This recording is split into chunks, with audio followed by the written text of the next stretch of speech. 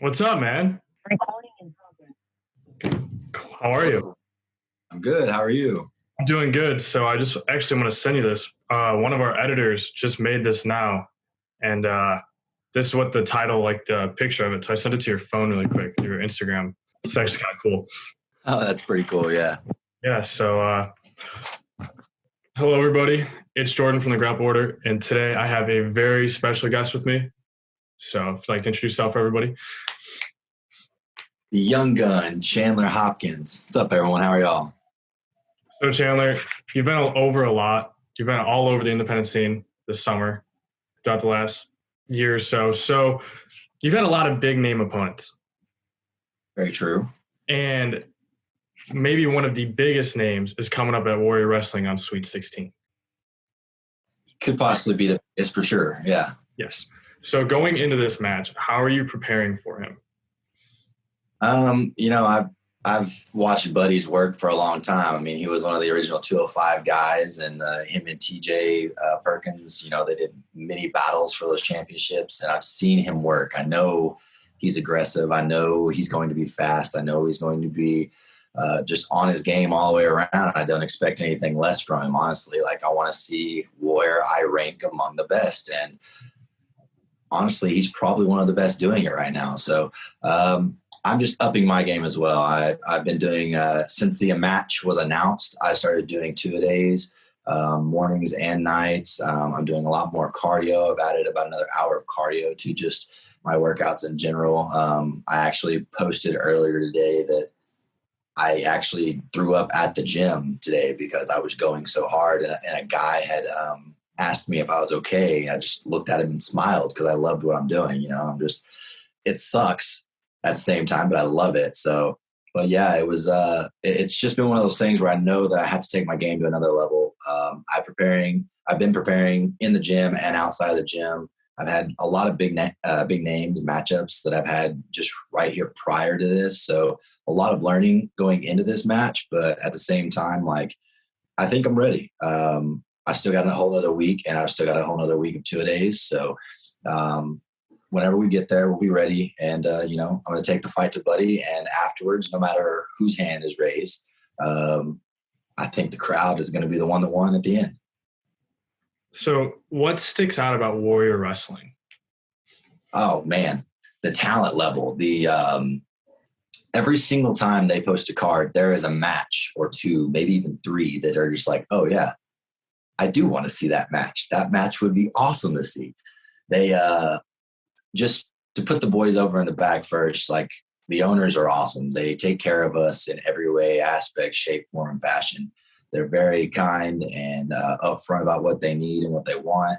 And every time I've been there, they have taken care of me. And I'm still, in my eyes, I'm still someone that's really just climbing the ladder. And they've gone above and beyond for me, a guy who's really, they're taking a chance on. Which is crazy to me that they offered me this match with Buddy as well, because whenever I got there for the last show, I sat down and talked to him, and I was like, hey, I'd like to come back. What can we do? And it was crazy because in that moment, they had so much going on. But in that moment, it's one of those things where they were just like, well, we've kind of got everything booked for the rest of the year, but we are interested for next year. And then after I was in that 6-man, the Get My Shit In Invitational with Brian Cage and all the guys, I came back to the back and we sat down, and the guy was like, yeah, we definitely want to bring you back sooner than next year. We'll let you know.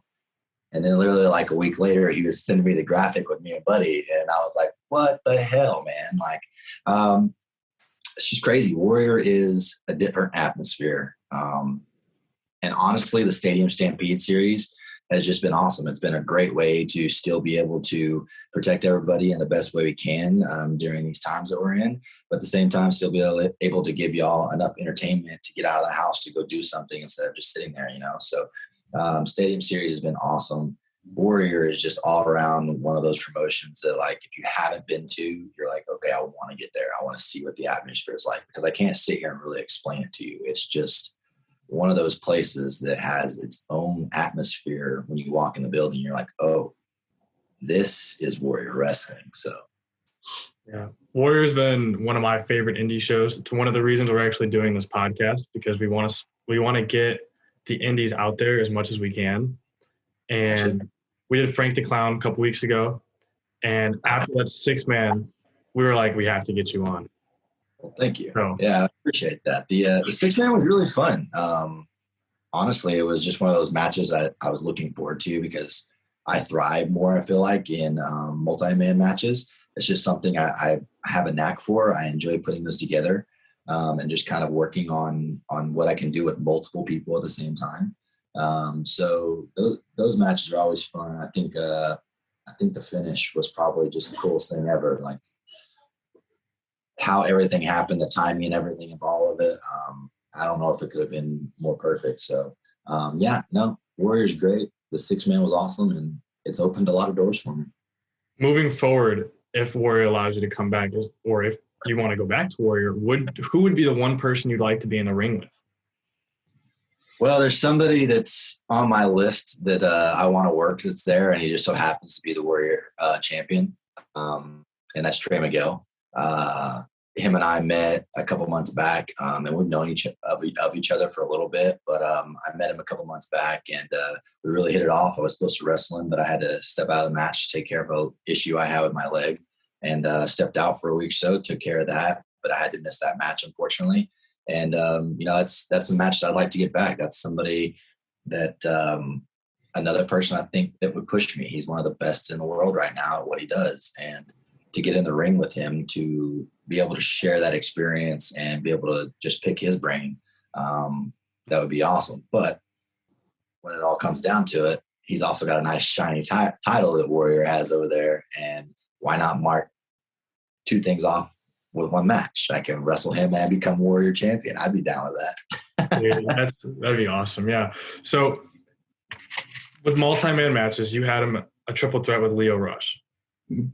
How is it for you now getting this big spotlight with all these big names, from Lio Rush to Lance Archer, what I believe last year, to Cage on Dark, and then Janela on Dark. So you're having all these big matches now. How is it with the spotlight? Honestly, it's been pretty crazy.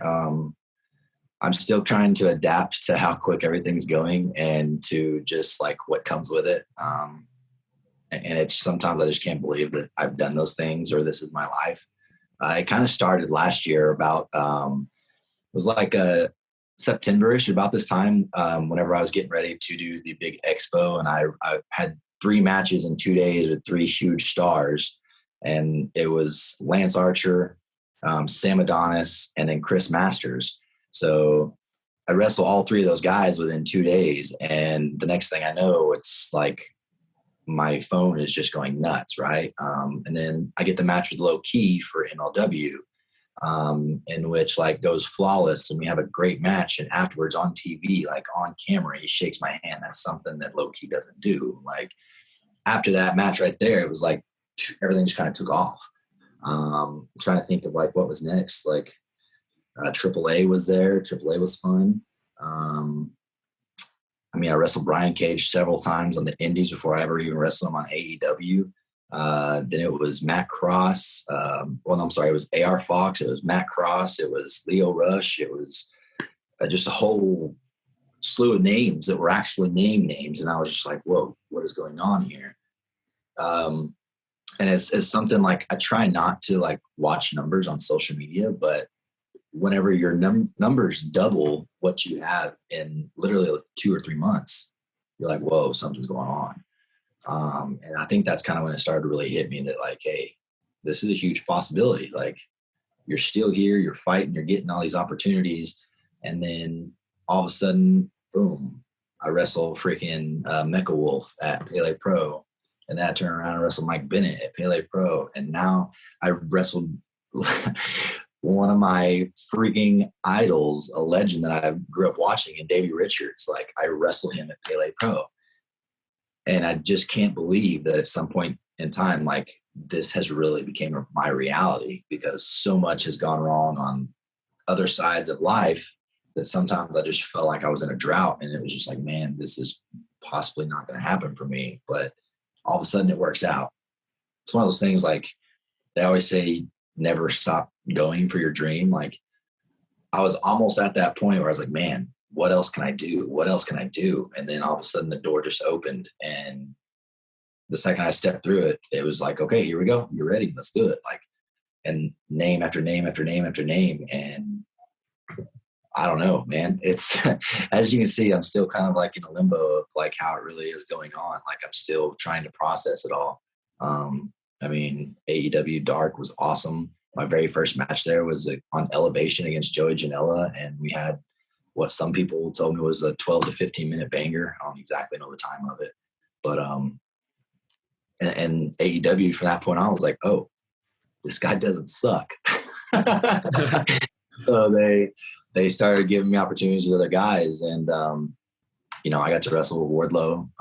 Wasn't much of a wrestling match. He literally throttled me, but it was an experience that I get to have. I wrestled Lance Archer, Brian Cage, Dark Order, Team Taz. And Billy Gunn and his kids. Like when I was younger, there's no way in the world that I would have ever sat here and been like, oh, hey, when you get older, you're going to be doing that and you're going to get to wrestle that guy or this guy or that guy. Like it's crazy. So as a fan of wrestling for you, how was it to be in the ring with one of your, I would say idols for Davey Richard, right? It was one of your idols. Yeah. How was it? So honestly, it was very, very nerve wracking, not because I didn't know I could do it. That was not ever really a factor of mine. I never once thought, hey, you can't do this. You can't hang. It was more so the nerves. It was the excitement level, the factor of not wanting to let someone down that I've looked up to for so long. I actually had to text a friend of mine and say, hey, I am so nervous. And I had to have them kind of calm me down. There's just those moments in life, like when it happens and you're actually in the moment going through it, is whenever you really just like, oh, this is happening. Instead of like, well, the card's been posted. Something may happen when we get there and it may not happen. Like the card is always subject to change. Davey he drove down from where he lives. Like he didn't want to fly. He wanted to drive. And it was like a 12, 13 hour drive. Something could have happened on his way down and he could not have made the show. So there's just all those things that kind of go through your mind leading up to it. Like, oh my God, is it really going to happen? Is it going to happen? Is this going to really go through? And then whenever the bell rings and you're there in the ring with them, and you're just like, holy shit. So yeah, it's, I mean, I'm getting nervous just kind of, and like excited just even talking about it, because it's one of those matches that, whenever he retired, I was like, okay, well, I'll never get it, you know, but in wrestling now they always say never. And, I got it. So it was awesome. So That's awesome. That's awesome to hear that. So thank you, man. It was crazy. I bet there was a little, you know, there's always that fan that comes out at some point in you when you're doing something in wrestling. I'm sure there was a big part of you that was a fan, but also had to keep it professional too. That's one thing I try to do. Like, one thing that whenever I first started being brought up through wrestling, it was one of those things, like I never wanted to, I don't want to say mark, because I don't think mark's a real good name for things. Like people are fans. They're allowed to be fans. I was a fan of wrestling, but I always wanted to be that guy that was like, cool, I got to share an experience with this guy, because I don't take pictures with anybody all the names I've worked from day one to here, I've never taken a picture with them unless it's a picture that was taken in ring. I've never asked for a personal picture for myself. And that's just because I respect what they do. And I understand they've got that all the time, everywhere they go. And when you're around the boys, you kind of don't want to have to deal with a lot of that stuff, right? You want to enjoy the moments and talk about those memories and the moments and live right then and there. And so I don't really ever take those, hey man, can I get a selfie with you?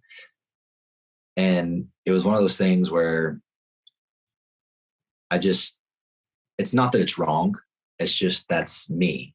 I would rather have the actual personal memory of what went on or what happened, or the fact that I get to share the ring with somebody, instead of actually having those personal pictures, I guess. Yeah, I mean that picture that the photographer took of you two in the ring on your Instagram, that is a great picture. So I got those pictures like a week later, and that was the first picture that the guy sent me. He was like, "You got to see this picture," and he sent it over to me. And when we were down shaking each other's hands on our knees, it was one of those homages that I wanted to pay to him, because at the end of his matches, normally he pays homage to the ring by kneeling down and blessing the canvas, and then he pays homage to his opponent if everything went well, right? Well, we had a little bit of extra on our end of our match, so that wasn't really in the key for it, because we had a little extra set up main event stuff, and it was leaving as in we weren't going to do that. So when he was shaking my hand leaving the ring, he started to walk away from me, and I just held onto his hand, like I didn't let it go. I held it, and he looked back and be like, "What the hell are you doing?"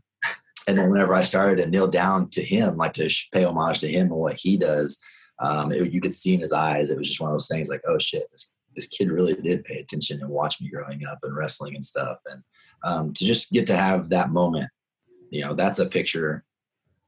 Yeah, I didn't ask for that picture, but man, that is a picture that I will probably cherish for the rest of my life. That's cool. It's an awesome story about that. So besides Trey Miguel, is there anybody else that is signed to another promotion that you would like trying to work with? Yeah, I've got a list back here. Evil Uno is one of them. I really want to wrestle Evil Uno one-on-one. He's a genuinely cool guy. I wrestled him in tag matches against Dark Order, but I want to have a one-on-one match with Evil Uno. So AEW, if you see this, come on, bring me back. Let's do it. Chris Bay's up here as well. I want to wrestle Chris Bay so bad. I've been begging for that match for like 2 years, and we've even been in the same venue for same companies at the same time, and it's just never happened. So Impact, if you're listening, come on. And then, Scorpio Sky's up here as well. I think me and Scorpio could have a really good one-on-one. And then just somebody that's on the independents that I don't think gets enough credit. And he is just freaking amazing. And I've never gotten to work him, and he lives in the same state that I live in. And that's Brian Keith.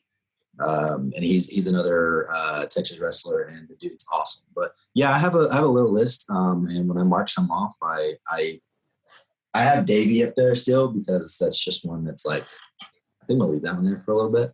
But yeah, when I mark them off, I usually try and put somebody else up there. That's awesome. Uno, I bet you and Uno would tear the house down too. Such a fun time wrestling. It would I feel like it would be a lot more comedy than anything, but I think him and I could still have a really fun, like, back and forth match doing that style of wrestling. So you and Uno have actually shared the ring with Dark. How does one get reached out from AEW Dark? Like, do they go to you guys? Do you guys go to them? Or how does that work out? Honestly, I wish I could give like a really solid answer on that, because how it worked for me is not how it's going to work for everybody. I had people put their names on me, and I know enough people that are on the roster and that I've worked with that's on the roster that have said, "Hey, we need to bring this guy in." That it finally was just like, okay, well, we can't ignore it forever. So mine was on recommendation. So that's how I made it to AEW. The right way, I think, to do it, and if you're really trying to reach out to them, just go to their Dark page, and I do believe that they have an email on there. Go to that email and just send you an email. Let them know that you're interested. Send them over some stuff with you and your gear, promo pictures, and a couple of videos or a couple of matches that are really good, and see how it goes from there. I know that sounds like what everyone else says to people, but honestly, like, if I wouldn't have got the recommendation, that's how I would have gone about it. And that's how I've gone about a lot of my stuff. I email the place that I think looks good. I let them know who I am, see if they want to go. And that's just how I do it. I try not to just waste time. I try to be more proactive. And I feel like the more proactive you are, the more things kind of align for you in the direction that you're wanting to go. So, for me in AEW, like I said, that wasn't just like a normal thing. That was something that not everybody gets to experience, I guess, because I got in via recommendation. And I've had that question asked a lot here lately. So I know for some reason it's going around, but yeah, that's how I got into AEW. Nice. I'm sure it feels good for you to have someone, recommend you to bring you in.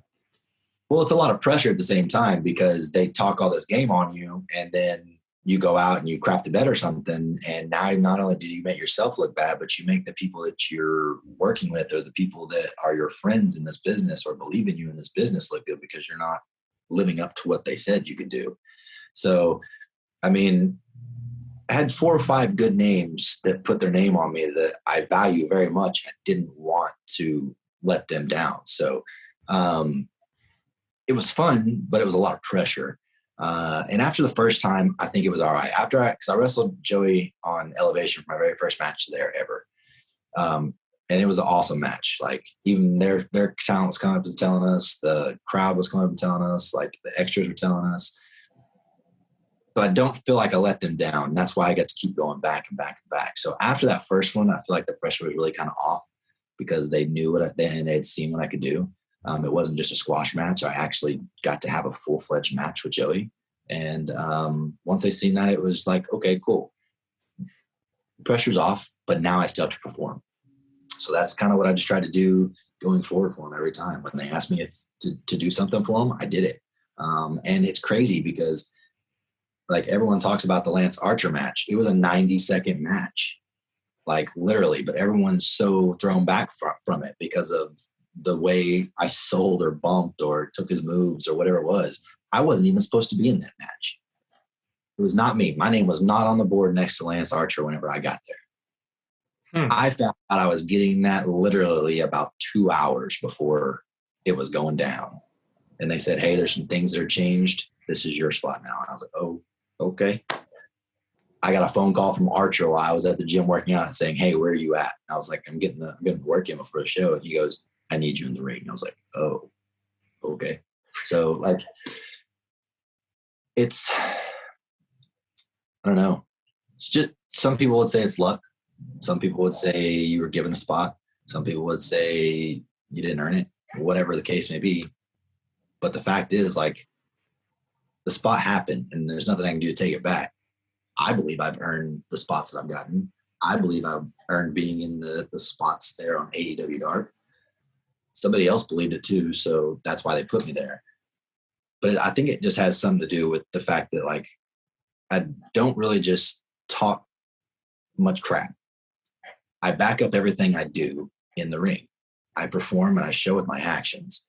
Now, has that always been the case? No. When I first started, I thought hey, I can do this, I can do this, I can do this, I can do this. I've been this, I've done that, I've done this.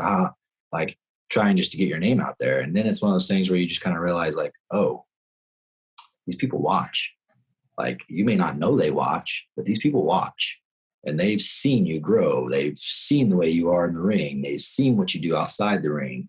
And I think that's something that big name companies really look for. And it's probably a thing that's really good for them to do. Like, you want to see who you're putting your name on. So everyone's got social media. Go check them out, follow them, do whatever. Like, I believe I got those spots because I earned them. Plain and simple. Yeah. No, I mean, yes, I agree. Like, you leave me speechless after you say that one. I mean, I'm sorry. No, I ramble sometimes. And I've gotten to the point where I've done that several times on these podcasts. They're like, no, bro, you just talk. It's cool. I liked it. I'm like, okay. No, it's fine. I mean, I like when people are, like, genuine, and that was really genuine. You know, some people come on, they say what they say and they get it done. But when someone's genuine about it, that's what sticks out about someone. So the fact that you love, like, if you really love what you do and you really respect what you do, like, you do whatever you can to make it better. And, like, the only way to make it better is to work as hard as you can on yourself to be the best you can for this business. Like, this business requires a lot. I mean, Monday through Sunday literally is work, whether you have a shoot job during the week and then you're busy on the weekends. So at times there's times you don't get a day off unless you're signed to a contract and that's all you do. With now everyone letting people go to indie shows more often on their contracts. Some of those guys, they don't take a day off 14, 15, 21, 30 days sometimes. Like, they're in a constant loop getting this stuff done, but it's because they love it. And I truly believe if you love what you do and you actually care about the business that you're in, you respect it, it'll give it back to you tenfold. And that's all I've ever tried to do. Like, I love professional wrestling. I've loved it since I was a kid. Was it always my first love? No, football was. And I tried the football route. It didn't work. I made it to semi-pro. And I kind of realized in that instant that it was not going to be a possibility for me. And wrestling fell into my lap, literally. I took the chance. I bet on myself. And here we are 5 years later. And life is just crazy. Like, but it's all because of hard work. Do what you love. You'll never work a day in your life. My grandpa told that to me. Plus, it's a huge quote. You see it all over the internet, but that's where I heard it first, is grandpa. It's awesome. So growing up, who was your favorite wrestler? I had a lot of them. I didn't really just have one. And the reason I didn't just have one is because I'm a fan of all like types of wrestling. I love the comedy. Well, not necessarily. Okay, before I say this, I don't want anyone to get mad at me. I do not like death matches. That's just me though. I have nothing against them. If you love that and that is your part of wrestling, keep doing it. Do you, boo? But at the same time, I'm not a fan of them. I think that's not wrestling. But at the same time, like, people enjoy that. People enjoy going and watching that. People like that type of aggression. Cool. I support you 100%. Do you. Make your money, boo-boo. But you ain't going to find me in no death match. But my favorite wrestlers, the one that just comes to the top of my head is The Rock, of course. Not just because of how popular he is today. He wasn't as popular then. He was very popular, yes, but he didn't have all the millions and millions of followers, right? He had thousands and hundreds of thousands, probably, for sure. But The Rock could just captivate an audience.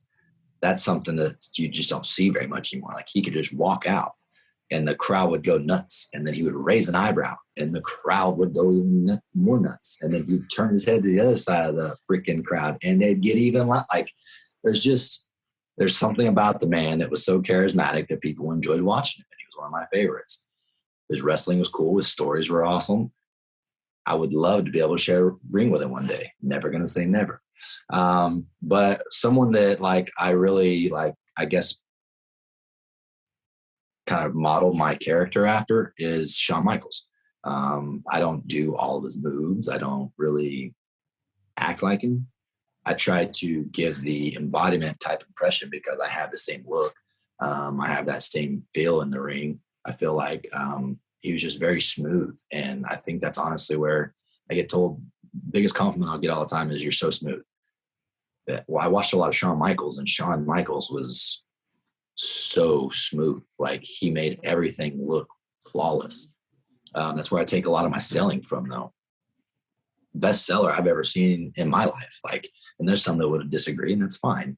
But Shawn Michaels could get hit in the face with a freaking apple and sell it like he got clobbered with a sledgehammer. Like, that right there is entertainment. That is taking it up a notch. That's loving what you do. And Shawn was just one of those guys that I've always just really captivated me, and I've always looked up to. I've always wanted to kind of be somewhat similar, but not the same. I wanted to give off the same vibe.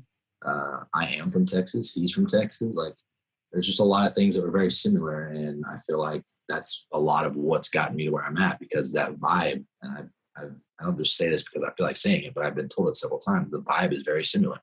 And that's something that I really like hearing. Yeah, I could see it. I totally see it. Now that you say it, I absolutely see it. So growing up, after football didn't work out in wrestling, you started taking that route. Was there ever a point while you were wrestling where you were saying, I don't know if this is it? Actually, the very first couple of weeks, like, but I don't think that's not normal. I think that's pretty regular though, because after those first couple of weeks, like, you're really starting to feel how beat up your body is, how sore you are. And like, your body's not used to that punishment yet. Now I could go out and I could go do what I did in those training days. I could go do them like nothing. And I'd be like, all right, cool. Let's do it again. But it's because my body's built up to it. My body's built a callus now to just throwing itself at the ground. Like, it's almost, I try and tell people, like, it's just like working out. You get calluses on your hands. Underneath our skin, we have literally built such a layer of callus probably underneath our bodies that help us, just absorb. Makes us just feel like we're invincible sometimes. Like, it's just a normal thing. And if you do it enough, that's kind of what it becomes like. It just becomes a callus. Like, hey, okay, it's normal. So training was tough. It wasn't the hardest thing I've ever done, so I knew I could get through it. But there was definitely some days where, I mean, I started training when I was 26. I debuted when I was 27, so I started pretty late. And all the people in this class with me are way younger than I am. And I'm keeping up with them, and I'm doing better than most of them. But at the same time, they're not like, they're not your Fuego del Sols or your Sammy Guevara's. They're not your Lance Archer. They're not those guys, right? So you're kind of looking around going, man, this is easy, but it's starting to get to me. Can I really hang? Like, if I had to do this all the time, could I really keep this up? I've never been injured, even through all my years of football. I've never broken a bone. I've never had a surgery, and knock on wood. But like, I've been very fortunate in that area. So I knew my body wasn't that beat up. Yeah, I put it through some hell in football, for sure. But just all around, like, I felt like I was pretty decently physically ready for it. So at a couple times, yeah, there was definitely those moments in my head where I was like, oh, you know what? Like, maybe you should just not take this leap of faith, and maybe you should go back to your car sales desk and just keep doing that for the rest of your life. And I felt like once I said that to myself, like, go back to your car sales, nah, I'm good. Like, I don't want to do that. So I don't know. It's not been the easiest route, because I literally gave up everything I had and left on a whim. I took a chance on me, and a lot of people didn't understand it. And a lot of people told me that it wasn't going to happen, and that I would fail and I'd be back in no time. And they laughed at me and they made fun of me. I didn't give a crap, though, because at 26 years old, you're fixing to get to your 30s and you're like, yo, bro, we got to start making some changes, or else we're going to be miserable for life. Like, did I do well at my job? Yeah, I enjoy car sales. I was one of the guys that I actually enjoyed going to that place to work sometimes, because I met new people and I got to help them get into a vehicle they needed for certain situations. Sometimes it was one of those things. It was just like, if I don't have this car, I'm literally going to lose my job, lose my house, because I don't have a way to and from, because we lived in a big city. Cool, man. Like, let me see what I can do. Like, those are those things that it was just like rewarding for me, being able to help people like that. But the rest of it, man, the crap you go through at a car dealership, it's not so fun sometimes. And I just knew I didn't want to go back to it. So didn't really care what anyone said, didn't really care what anyone thought. Like, I was fed up with it, and I was ready to make a change for me, ready to finally do something for myself. And I wanted to be active again. I wanted to be doing something athletic. That's what I've always wanted to do. I wanted to be an athlete. Didn't matter where, didn't matter how, but that's what I wanted. And so when wrestling came, I took the jump. A couple times at the very beginning, yeah, I was definitely in that state of, man, I really don't want to do this, because it's going to cost me a lot. But then whenever you realize what you're really giving up and what you could have, I think what you could have really outweighs what you already have, as long as you work for it. Like, it takes time for sure. I mean, it's taken me 5 years to kind of get where I'm at. It took me, if COVID wouldn't have happened, I think it would have been a little bit faster. But right at 3 years is when COVID happened, and that's when everything really started kind of taking off. And I'm here now, just hit 5 years, and I wouldn't change it for anything. The people that have told me that I wouldn't make it are now liking and commenting on shit that I have posted on social medias. And man, we trust you, we believe in you. Like, it's crazy how quick people will change when they find out they didn't get in your head, or they didn't stop or slow you down. Like, once you actually achieve what you say you're going to do, it's one of those things people are like, oh crap. All right, well, prove me wrong. Oh, cool. Yeah. Like, didn't do it to prove you wrong. It did it for me. But at the same time, like, anybody can do whatever they want to do, right? Like, you just got to put your mind to it. Yeah. That's awesome. That's awesome that you bet on yourself at 26 to do that. That's really cool. Yeah. It's not normal. most guys that age have been like, nah, man, it's too late. Like, I ain't doing it. Here you are, 5 years later, you're going crazy. It's nuts. Yeah. I'm glad I did it. Yeah. Best choice ever. That's awesome. So at one point in your career, did anybody kind of mentor you and just take you under their wing and show you some things? Or was anybody just super supportive, kind of telling you keep going? So I've had several of them throughout the years. Some of them I don't talk to near as much. It's just kind of on a, hey, how are you basis every once in a while. And then there's some that are just still I talk to a daily basis. Like the very first one that I ever had was DDP. He came to a show in Kansas, and the promoter knew I was a really big fan of Diamond Dallas Page, and he was on the show. He wasn't wrestling. He was just kind of like the host for the show. And the promoter was like, hey, there's somebody I need you to meet. I was getting dressed. I literally had my pants around my ankles when he walked in and said, hey, how are you? And I looked up and I'm just like, oh, you're DDP. You're, I had to pull my pants up, right? Like, holy crap. And then like to have him come in and he like pulled me aside, right? He was like, hey, I'm gonna watch your match tonight. And then afterwards we'll do some talking. I was like, okay, cool.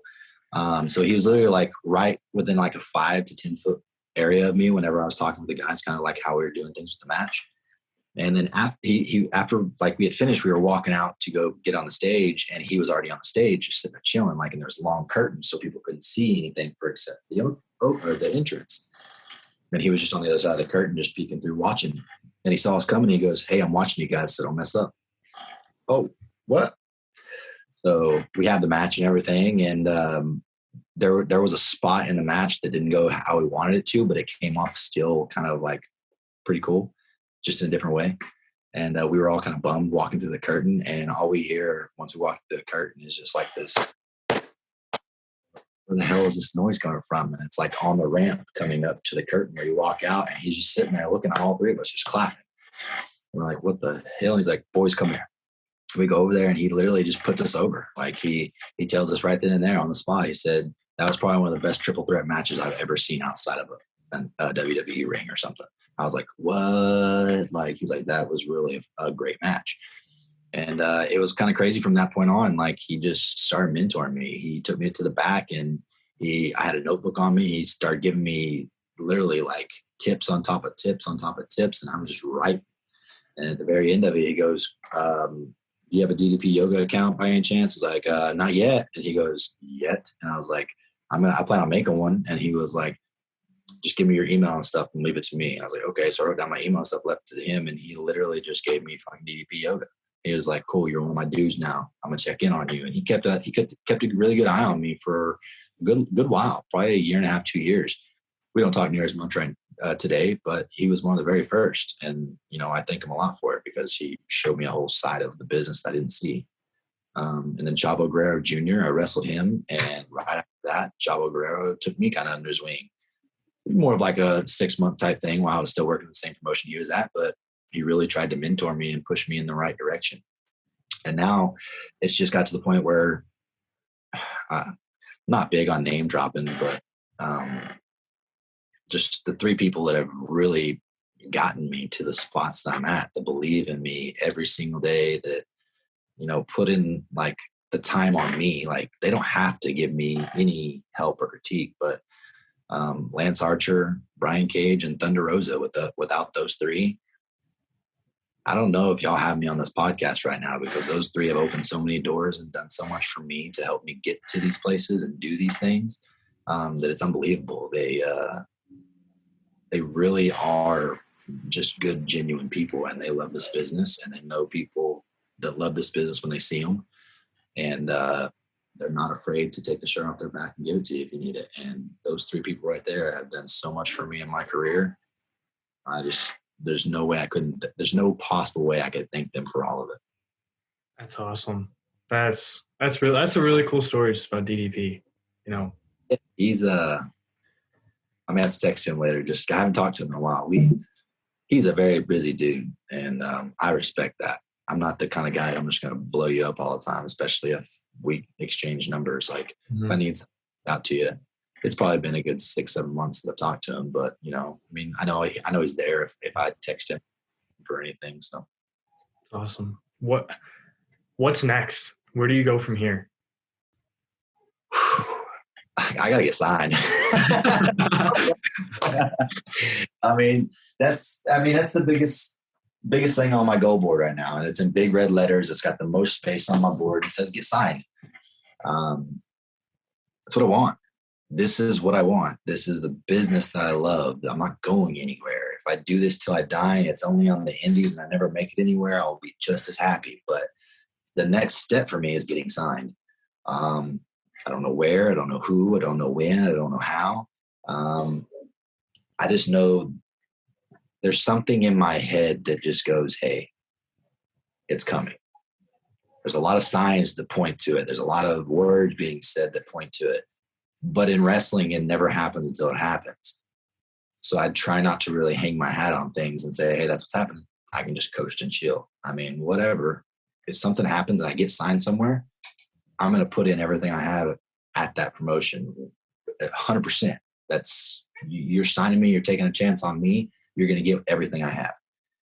But at the same time, like, I don't care where it's at. I just want an opportunity to show everyone what I can do so I can keep building. I have a goal and I want to be one of the best, yes. But I want to do what I love and be able to do it every single time I step in the ring and not go, great, I'm at work. So I just want that. I don't know. I guess I'm looking for someone to take a bet on me as much as I'm willing to take a bet on them. That's yeah. I don't know how they can't. Like right now, I don't know. I think you've had, what was it, 6-7 matches within the last year, at least 2021, and you've tore the house down. Like that 6-man match at Warrior was amazing. And I'm not just saying that to say that though. Like that's when I first heard of you was at Warrior. And I was like, wow, like this guy's really good. And then after the show, I made sure I went straight to you. Yeah, I remember talking to you. Yes. So I genuinely hope someone does take that chance on you to where you can just have fun weekly and be on TV and do what you love. So. Yeah, and honestly, that's not all I want to do. I mean, I have aspirations outside of just wrestling that I enjoy doing too. But there's things that I do want to do with inside wrestling that don't necessarily mean like me being in a ring all the time. Like I love to train people. Like I go to a couple of promotions here in the DFW area every once in a while, and I help train their kids, and I enjoy getting in there and watching people grow, and I enjoy getting in them see just like that look on your face you get, you know, whenever you really realize something, you're like, oh, like I love watching that light bulb go off. So that's definitely something I have in the back of my mind that I would like to do someday. And, you know, wherever it may be, I'm not sure who thinks I'm qualified for it. I don't care. But like, I want to have my own wrestling training school. Like that's what I want to do after wrestling is I want to teach the next guys coming up, like the right way to do it. I don't want the art to be lost. I don't think it's lost now. I think it's getting a lot better, but I love all the flippity floppity, go fast, kick you in the face 100 times and let you scream at me until you get kicked the 101 time and then you're down. Like, cool. Those have places and stories to tell, but I enjoy just the regular story, not showing everything you have all at once, giving people a little bit here and there so they come back. There's a thing in wrestling that I feel like is very lost, and it's the art of keeping people coming back to the show. If you do all the flippity floppity stuff in every single match with no storyline and you give it all to them the first time, what do they have to come back and see? Like they've already seen it. And then after they see it 3 or 4 times in a row, they're like, oh, okay, bye. Like, but that's something Warrior does well too, is Warrior is very well about setting up stories and like keeping things going. And I think that's where a lot of places are kind of starting to see like, yeah, cool. The really acrobatic stuff is really fun to see, but how can we put story with it? And honestly, that's something that we thrive on here in Texas. Something we've been doing since day one down here. I can't say like since day one because I don't know what they were doing back in the 70s, 80s or whatever. I wasn't there. I've just seen what I've seen on TV. But like since I've been in wrestling, that's what we do here in Texas. Yeah, we have all the flippity flop stuff that we can do. We can all do it. But like, what's the point if you're not telling a story? Like, why bring them back? If they're going to see me hit a shooting star press in every single match and then it wears off, nobody cares after the 10th time. Oh, we've seen you do it 10 shows in a row. What's new? But if I can attempt to do it or go to act like I'm doing it, bring that level up and then get it taken away from me and not win with the shooting star press, they're gonna be like, man, we really want to see the shooter. Oh, well, maybe next time. And people come to our merchandise, or like on my merch table all the time, like, we really wanted to see you do this move, but he stopped you. Yeah, I know. But you know what? I'll get him for you next time. All right, we'll see you do it next time. Like, boom, I planted a seed. They're going to come back next time, or at least they're going to hound mom and dad, you know? So it's just an art that I feel like is not as, it's just not as used, I feel like, because everybody loves seeing the cool stuff. I love seeing the cool stuff. But what are we going to do to bring these people back? That's like the story. That's the goal. Like, we're entertaining without nobody there. We entertaining ourselves and the boys in the back. Like, come on. So yeah. I don't know, man. Wrestling's wild. Wrestling is wild right now, for sure. Yeah. What's the difference between an indie crowd and an AEW dark crowd? Like, for you as a wrestler, like, is there when you go out, is there a big difference, or is it just same thing for you? No, there's differences. And honestly, I feel like it's more so in the nerves because now you realize you have more people watching. So when I wrestled at AAA, I wrestled in front of 20,000 people, and that was the most people I'd ever wrestled in front of. And whenever I was there doing that, in my mind, in the back, I'm just kind of going through my preparation, right? But once you go through and you actually see freaking 20,000 people in Juarez at their stadium, and it's packed to the top, you're like, oh, holy crap. So it's like another energy that hits you. So I don't think I can even put it in words, honestly. It is very freeing, honestly. Like, it's one of those things, like, it's nerve-wracking, but once you see it and you realize what it is, it's like, this ain't so bad. This is actually pretty cool. All right, let's do this. So, like, wrestling there for that many people was ridiculously crazy. But whenever you talk about an indie versus AEW, you're on different sides of the spectrum, right? Indie crowds, they're not always that big, right? But they're usually pretty, like, fans that are really invested and really care. So you know they're going to be loud. You know they're really going to be cheering for their favorites. So they're not always like the biggest pop type environment. Like, you're not going to come through the curtain every time and get like this massive pop unless you're one of the favorites. So you don't hear that loudness, that noise, that people talking. Like, you don't hear that. But when you go to an AEW show, when I wrestled on AEW Dark, it wasn't even a full stadium here in Garland. It was just the floor, and there was still a couple thousand people there. And just whenever you're walking to the ring on Dark, you just hear people talking, and it's so much louder than what an indie group is. Like, so the levels of noise, I guess, is really the biggest difference in how you navigate through it or manage that noise, because it's not always easy to hear things at that level, especially with that many people talking at once. Even with someone right next to you talking to you, it's sometimes very hard. But, you know, fan wise, I don't feel like the fan environment is any different. I just feel like there's more fans, so it's louder. But I always try to just, even before like going to a show, like, I always tell myself, hey, there's 5 people, cool, we're gonna wrestle in front of 5 people. There's 100 people, cool, we're gonna wrestle in front of 100 people. Like, I always try and keep positive about it. And it's just one of those things of, like, indie crowds just love wrestling. They just truly love wrestling. And it's more of a close-knit thing, like with signings and stuff. When y'all get to meet us and greet us, like, you don't get that at the bigger shows. I think AEW does some stuff like around the top. I think they do some stuff before their shows. But being a dark and an extra, they don't allow us to do that. They don't allow us to go around and see that stuff. So I'm pretty sure AEW does do some of that stuff. I think I've seen it on their Instagram. Yeah. But like, when you go to the E or Impact or ROH or stuff like that, sometimes you don't get to see those guys. I know ROH used to set up a merch table. I'm not sure if Impact does, but sometimes those guys don't come out. They have people that are selling it for them, and it's not as personable.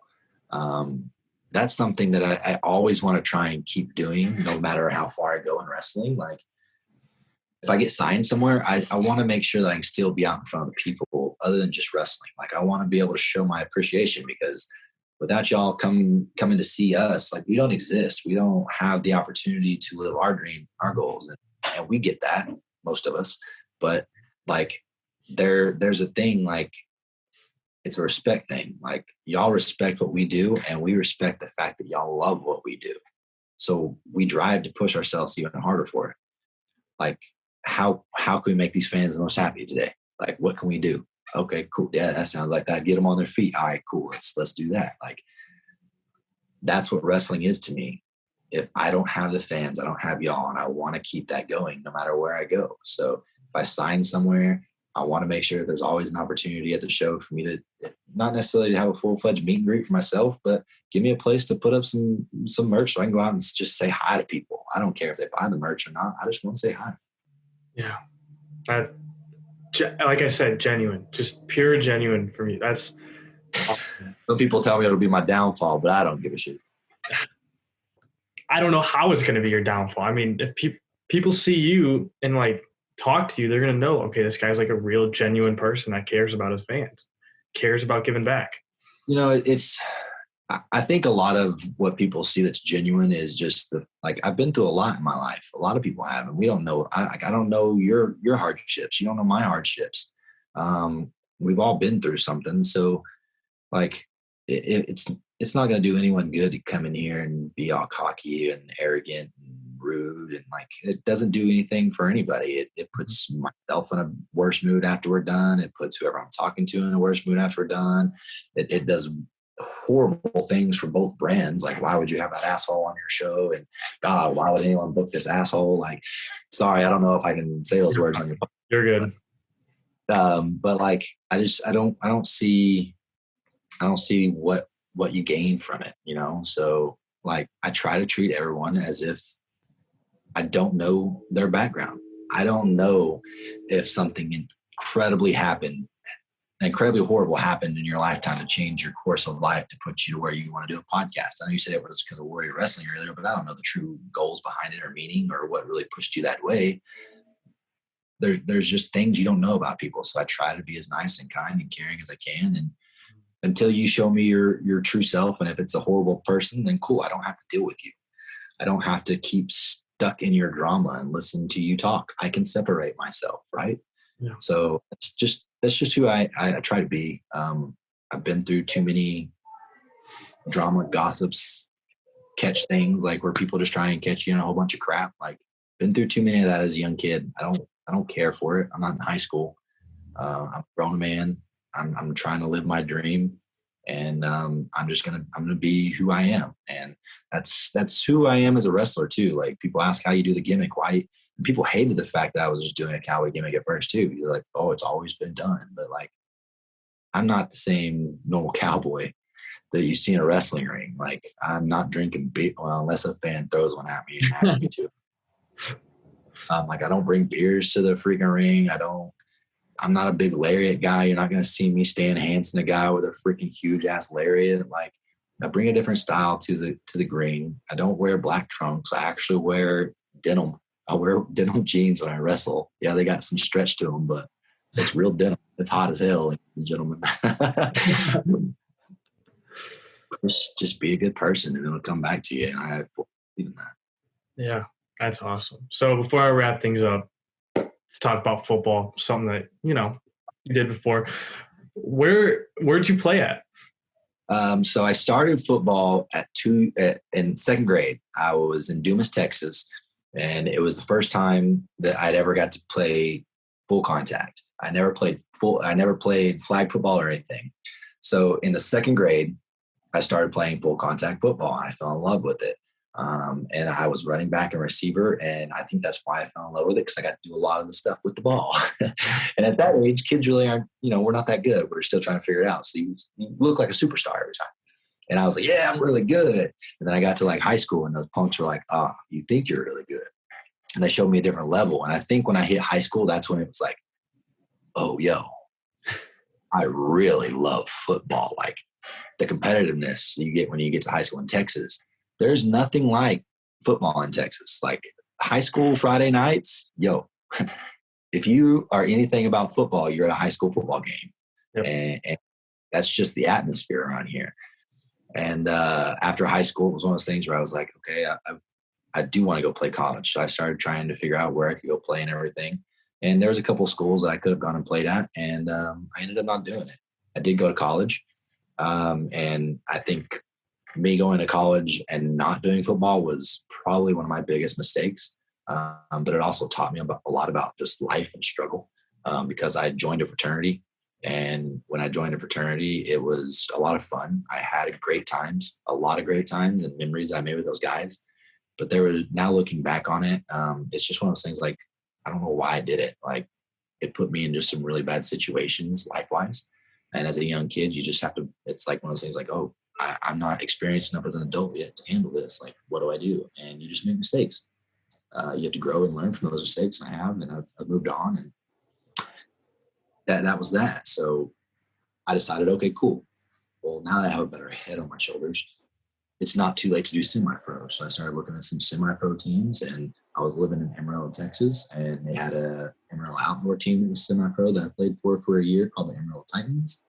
And after I played for them for a year, another team in Lubbock had scouted me, and they really enjoyed the way I played. So I went and played over there for them for 2 years. And I even got to play in Cowboy Stadium a couple of times, which was really cool. And it was just one of those things where one year the draft was coming up, and I was like, okay, do I put my name in the hat? Because after you play so many years as semi-pro, you can put your name in a hat and stuff like that. And I was like, do I put my name in the hat or not? And I did, and nothing came of it. Not even a whisper. And I was defeated, man. Like, all my dreams and goals, like, it was just like someone took a knife and just stabbed me in the back and watched me bleed out in front of them. Like, it was, I didn't know where to go. But I had some friends that were just like, hey, man, move up here, start a new life, chill with us. We'll just grow. We'll grow together. And I was like, okay, cool. All right, let's do that. So I moved to Oklahoma City, and I lived there for about 5 years. And I just built a good foundation for myself. I had my own place. I had vehicles. I had a job and selling cars. I went out, and I didn't really, which now thinking back on, I probably should have, but I didn't really think about like where I was throwing my money. I just did it because I wanted to, you know? And I had a good group around me, but I didn't feel like we were really going anywhere. I felt like we were kind of at our peak in what we were doing, and football was over, and I wasn't fulfilled. I wanted more. I didn't want to just have that 9 to 5 and then go and hang out with the boys and girls after work, and then get up next morning and do it again. Like, I was just tired of it. And so I took the leap of faith on wrestling, and it, like I said, it fell on my lap. I was at work one day and we were selling cars, and a buddy of mine was like, yo, bro, I've got some tickets to a WWE event at Chesapeake Arena if you want to go tonight. I was like, yeah, sure, why not? I got nothing else to do. And we get there, and the dude is literally just chatting my ear off about every single wrestler and the stories and what's going on and how it works. And at one point in time, I was just like, yeah, I know. I'm a wrestling fan too. And he was like, wrestling wasn't as popular, and you just had your closet wrestling fans. You just really didn't talk a lot about it. But he was like, no way. And we started just going crazy and talking about it. He was like, yo, do you know what an indie show is? And I was like, what the hell is an indie show? And he was like, all right, I got to take you. So we went to an indie show, and at their halftime, their intermission, they were talking about looking for trainees and stuff for their school. And so I got the email, and I sent in my stuff, and it was crazy, man. Within like 5-10 minutes, the promoter was already messaging me back, like, yes, we want you. How can we make it work? And I was like, oh, wait, well, hold on a second. Like, it's really happening? Like, well, hold on. I still gotta talk to my boss and tell him, hey, man, can I have these days off? I gotta, like, there's so many things I gotta do right now if this is really happening. And so he calls me, and he's like, yeah, when can you be here? Training days are these days at these times. And I was like, oh man, that really conflicts with selling cars, because it was Friday, Saturdays, and Sundays, and your weekends is car sales days. They don't let you have those days off. So I had to make a deal with my manager that if he would let me have Friday, Saturday, Sunday off so that I could do my wrestling, that Monday through Thursday, I would do whatever it had to still meet my numbers and still exceed them if I could. So I was putting in so many hours, literally from open to close sometimes, some days, Monday through Thursday, just so I could have Friday, Saturday, Sunday off to drive 2.5 hours for training. So football didn't work out.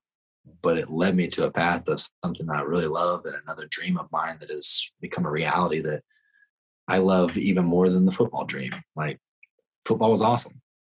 Love it. I'll always watch the sport. I always have respect for it. But football has a funny way of showing wrestlers their true potential. And there's a lot of wrestlers that come from football. So it's kind of just a cool catch-22 sometimes.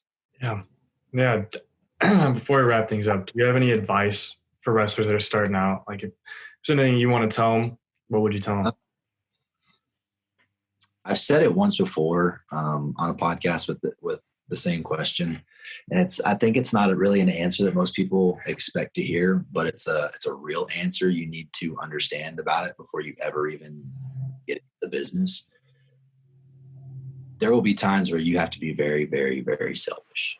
There will be times where it doesn't matter what's going on outside in your personal life. If you want this to be a real dream and a real reality for you someday, you're going to have to miss a lot of things right now. That way you can have them later in life.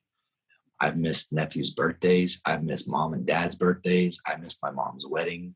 I've missed a lot of things because of wrestling, but it's because of the opportunity that I had. If it was just for some random match, of course, give that up and family comes first. Family should always come first, no matter what, especially if it's, someone's sick or dying or someone really needs your help. That big match can happen down the road, right? But at the same time, it also takes a good support system, because some of those people said, no, I get it. I understand. You need to go do that. So it's just one of those things, like, don't have to always be 100% selfish, but there's going to be a time at some point in time in your wrestling career where you're going to have an obstacle that pops up, maybe more than once. And, you can have a handful of obstacles, but you're going to have to decide, is that something I really need to do, or do I need to focus on what I'm focusing on? And, I've lost friends. I've had relationships fail. There's just, if you really want it, you'll do whatever it takes, no matter the cost. And sometimes you got to be selfish. Dude, I cannot thank you enough. This has been awesome. Like, I'm so appreciative of this. So I really cannot thank you enough.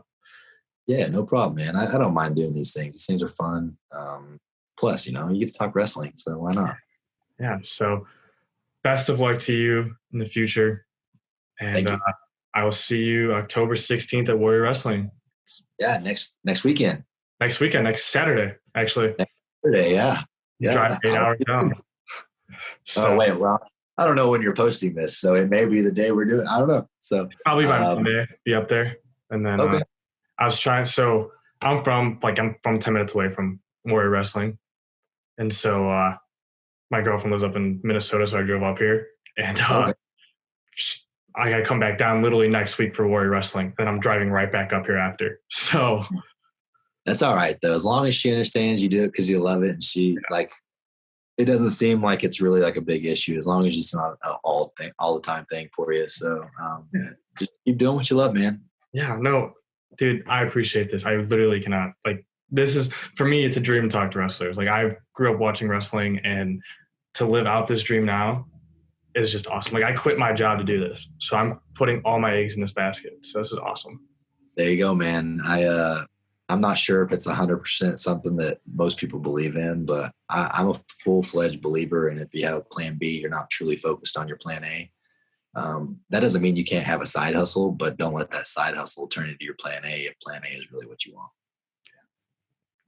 Awesome, dude. Thank you so much. Sorry, I'll get off your screen for a little bit. No, you're good. You're good. I can't thank you enough. So really, man, thank you. Appreciate you. Thank you for having me on, and I look forward to talking to you in a couple of weeks or in a week. Yeah. See you next week. All right. Later, brother. Later.